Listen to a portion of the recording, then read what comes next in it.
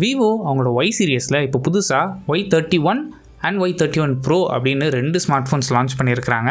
இன்றைக்கி இந்த வீடியோவில் Y31 எப்படி இருக்குது அண்ட் இந்த ப்ரைஸ் ரேஞ்ச் இந்த ஃபோன் வாங்கலாமா அப்படிங்கிற கம்ப்ளீட் டீட்டெயில்ஸ் இந்த வீடியோ நீங்கள் தெரிஞ்சுப்பீங்க.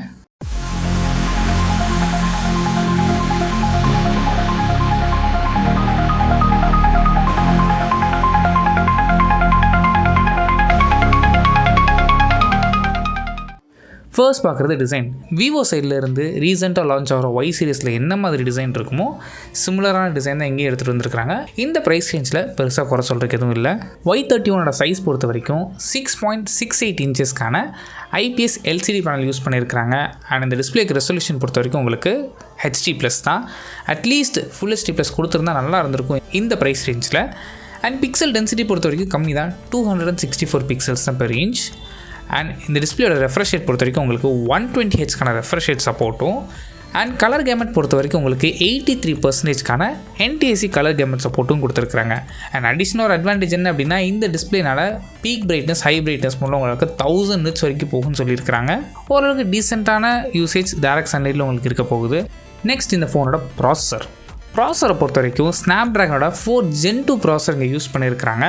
இந்த ப்ராசர் சப்போர்ட் பண்ணுறதுக்கு உங்களுக்கு 6GB வரைக்கும் ரேம் ஆப்ஷனும் அண்ட் 120GB வரைக்கும் eMMC 5.1 ஸ்டோரேஜ் யூஸ் பண்ணியிருக்கிறாங்க. ரொம்ப பழைய காலத்து ஸ்டோரேஜ் தான் இது. அட்லீஸ்ட் UFS ஸ்டோரேஜ் கொடுத்துருந்தா ரீட் ரைட் ஸ்பீடாக இன்னும் பெட்டராக இருந்திருக்கும். அண்ட் இந்த ஸ்டோரேஜை நீங்கள் எக்ஸ்பேண்ட் பண்ண நினச்சிங்கன்னா SD கார்ட் ஸ்லாட் சப்போர்ட் இருக்குது, நீங்கள் எக்ஸ்பேண்ட் பண்ணிக்க முடியும்.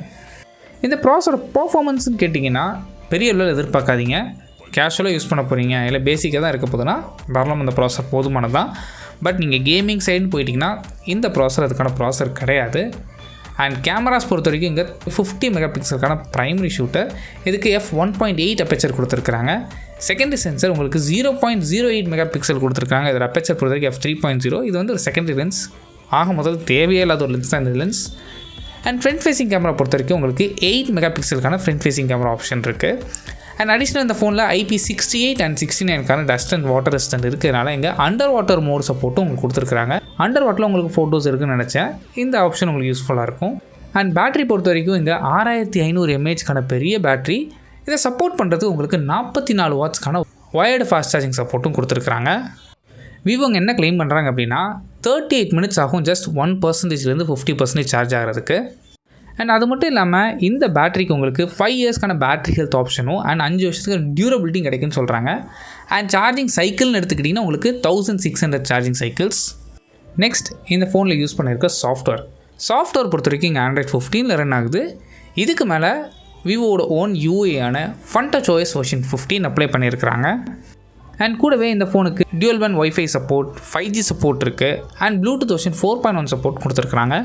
ஃபைனலாக இந்த ஃபோனோட ப்ரைஸிங் பொறுத்த வரைக்கும் பேஸ் வேரியண்ட் உங்களுக்கு 4GB RAM 120GB வேரியண்ட் உங்களுக்கு 14,999க்கும் and 6GB RAM 120GB variant உங்களுக்கு 16,499க்கு லான்ச் பண்ணியிருக்கிறாங்க. இந்த ப்ரைஸ் ரேஞ்ச் இந்த ஃபோன் வாங்கலாமான்னு கேட்டிங்கன்னா 4GB கொடுத்த வேண்டிய இடத்துல உங்களுக்கு 6GB RAM கொடுத்துருந்தாங்கன்னா தாராளம் இந்த ஃபோன் கன்சிடர் பண்ணலான்னு சொல்லியிருக்கலாம். இந்த ப்ரைஸ் ரேஞ்சில் இந்த ஃபோனை கன்சிடர் பண்ணுறதுக்கு பெட்டர் நீங்கள் ஸ்கிப் பண்ணுறது உங்களுக்கு வேல்யூ ஃபார் மணியாக இருக்கும்.